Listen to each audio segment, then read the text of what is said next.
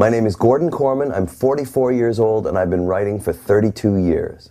My first book was my 7th grade English project. In my school, get this, the track and field coach had to teach English because they ran out of English teachers. They had extra coaches. We got him. And he'd never taught English in his life, so when it came to writing, he just said, work on whatever you want for the rest of the year. I wrote my first book. That book turned out to be This Can't Be Happening at Macdonald Hall, which was published by Scholastic in 1978 when I was a freshman in high school. I didn't even know any publishing companies, and I think that's why I ended up with Scholastic, because at the time I was the class monitor for Scholastic book orders. So I'm thinking, I'm practically an employee of these guys already, and I mailed my manuscript to the address on the book order forms.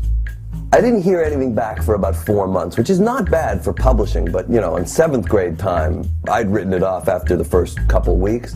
And then I got this letter. It was pretty mellow. It was kind of, yeah, we got your book.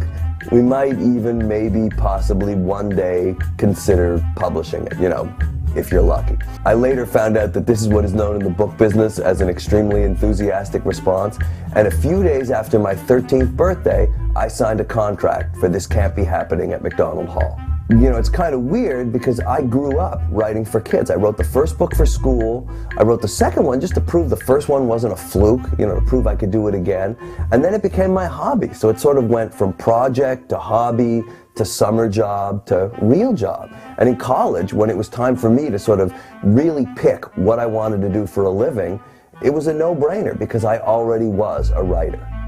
I think there's something special about the books that you read at that middle grade age group, because it's really when you become kind of in charge of your own opinion, you know? I mean, little kids' books, yeah, but you love the books that, you know, your mom or your teacher read really, really well. I love The Great Brain, you know, and Henry Reed's Big Show and the Mad Scientist Club. Just to give you a sense of my age, I believe that I was in 4th grade when Tales of a 4th Grade Nothing first came out. So I'm like a real middle grade guy. Swindle fits perfectly into the kind of writing that I've been doing for all these years. I mean, my #1 theme coming back again and again is kids taking matters into their own hands. Picture this. A kid finds a 1920 Babe Ruth baseball card. So he takes it to a collector to see if it's worth anything. And the guy totally rips him off. I mean, he lies, says it's worthless, buys it cheap.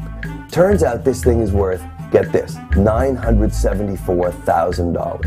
Well, if you think about what the collector did, it's awful, it's unethical, it's sleazy, but unless you can prove he lied, it's not against the law. The only way to get this card back is to steal it back. The best thing about my job, I get paid for making stuff up, something that I always did for free.